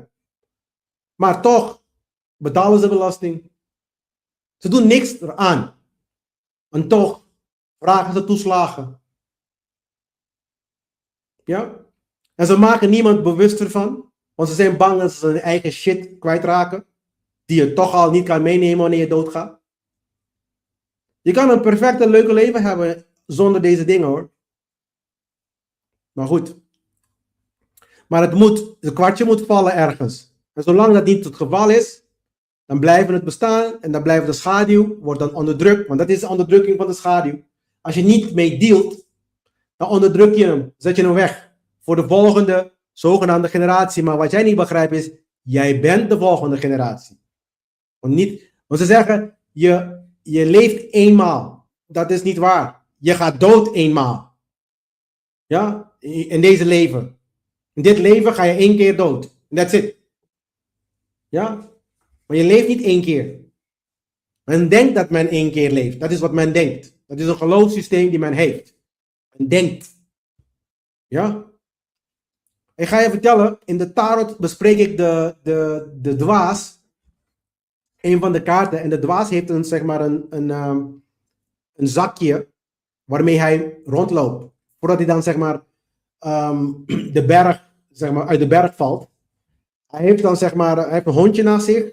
Ja, en hij heeft dan een tasje. Een tasje. De tasje representeert geheugen uit eerdere leven, maar het is een kleine tasje. Ja, het geeft je een hint eigenlijk dat het leven is niet de eerste, het is niet onze eerste keer. Dat geeft het hint. Ja, het is niet onze eerste rodeo. We komen weer om iets leuks te ervaren. Maar helaas, dit keer is het een puinhoop. Het is een hel die we aan het ervaren zijn. Als we naar de wereld kijken, is het niet leuk hoor. De vraag is natuurlijk, waar zie je jezelf in dit hele verhaal?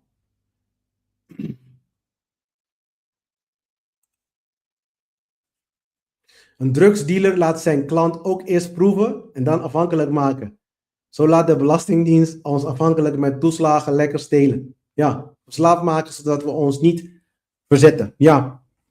En dan, weet je wat ook het mooie van dat verhaal is, Eva? Ze betalen je gewoon je eigen geld enigszins terug.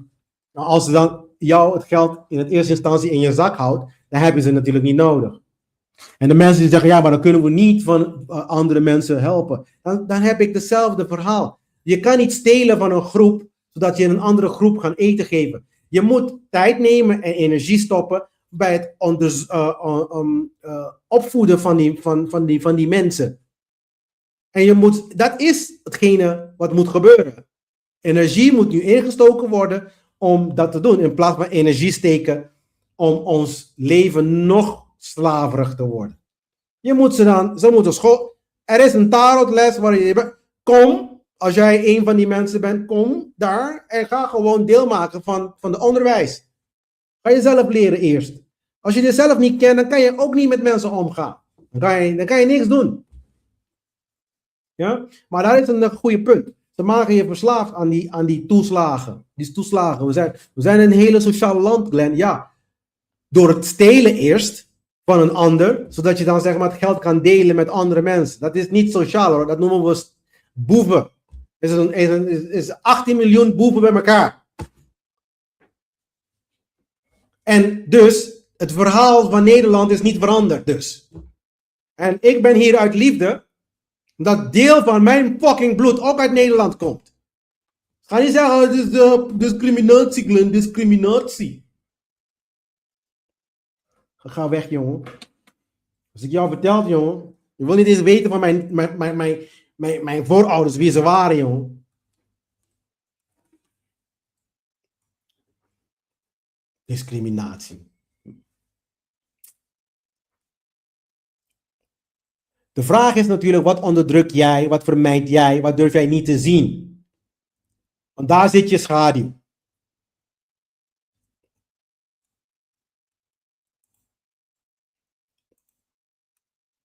Daar zit je schaduw. Volgend. We gaan natuurlijk beginnen met de reis. Gilgamesj en Enkidu, die verenigt zich. Zijn dus de tegenpolen. En die worden dan nu natuurlijk bondgenoten. Ego en schaduw bewegen samen nu. Ja, dus dit is dan de eerste stap naar transformatie. Dit is hoe transformatie start. Je moet de reis ingaan. Ja, je bent een ego. Je hebt je ego. Vervolgens komt de schaduw. Die gaat jou, met jou worstelen. Je gaat met jezelf vechten. Voor de Bijbelgangers of voor de mensen die de Bijbel geweldig vinden en die de Bijbel heel goed kennen, whatever. Kan je nog herinneren het verhaal van, ik denk van Jozef, waar hij dan met God ging vechten? Ja. Dat is dan zeg maar het verhaal van het gevecht tegen, met de ego en de schaduw. Ja, dat is het. Het heeft niks te maken met een God. Oh god, ik ga niet eens daar starten, man. Ik ga niet eens daar starten. Het heeft te maken met de psychologie van de mensen. Het hele verhaal van de Bijbel ook, het is nota bene gecorrumpeerd, maar het hele verhaal, als je dat de leidraad bekijkt, heeft te maken met de psyche. Hoe je de wereld ziet, je wereldbeeld. Hoe je naar buiten kijkt, die moet veranderen. Maar dat kan alleen maar veranderen als het van binnen aangepast wordt. Dus de ego moet aan de kant gezet worden. En je kan het zelf niet doen. En de schaduw van jouzelf, die is dan sleutel voor de correctie van die ego. Die ego die mag bestaan, maar die mag niet koning zijn van jou. Oké? Je mag niet besluiten hoe je dan zeg maar in de wereld beweegt. Dus dan is dan de schaduw een gereedschap om jou te breken. Om jou te breken.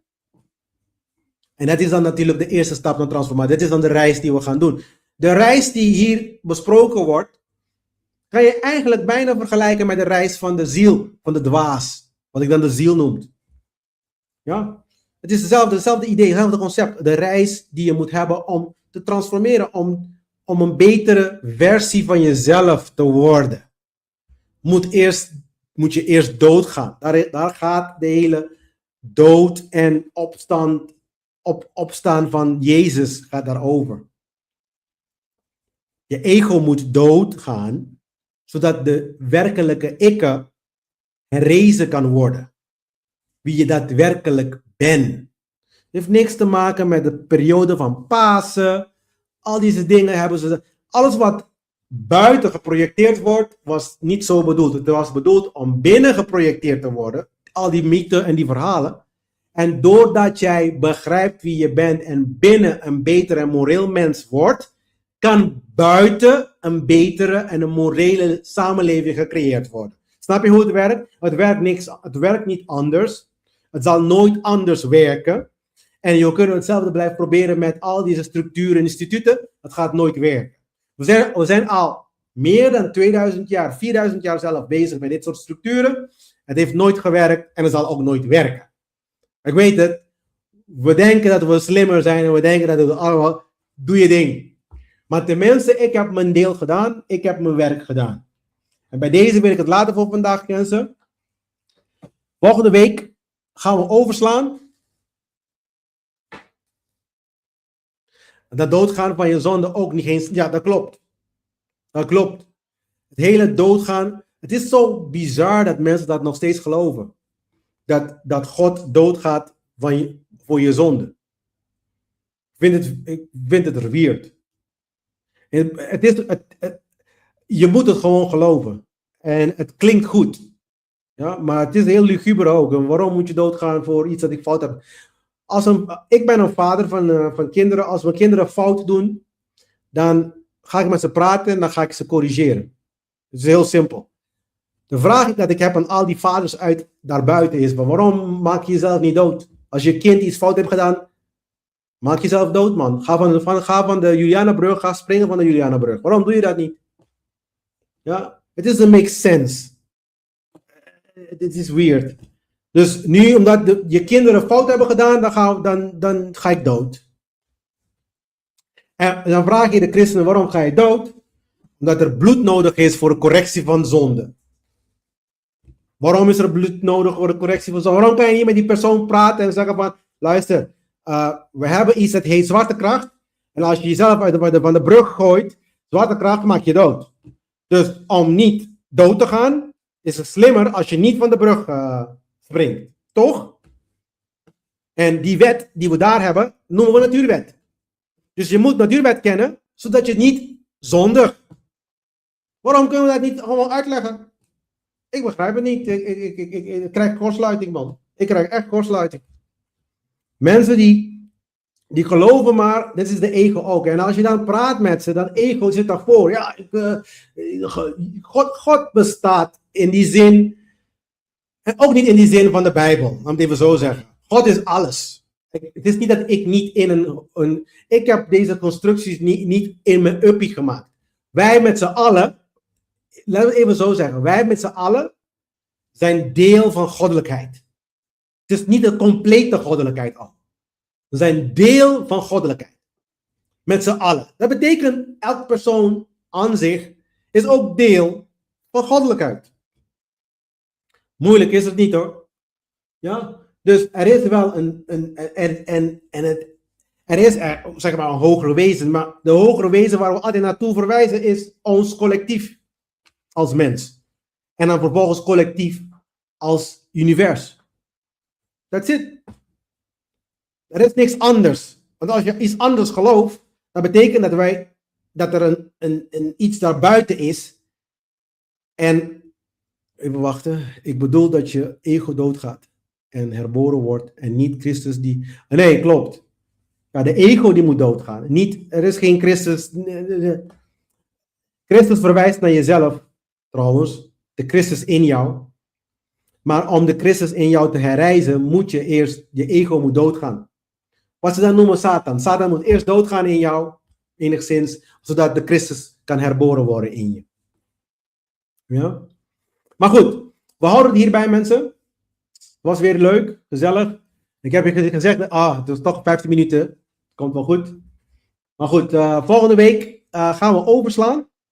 Er is geen eigen pad volgende week, omdat de hele Pika Pika management team, die heeft dan op een of andere ze hebben een leuke afspraak volgende week, laten we het even zo zeggen. Ja. En dus dat betekent dat wij verder gaan de week daarop. Oké? Dus dan zie ik jullie weer. Ik denk dat het de 5e is dan zie ik jullie weer hier, fris en fruitig. Ja? Zoals ik altijd zeg, aan elkaar de tef, sesh. Tot de volgende week, mensen.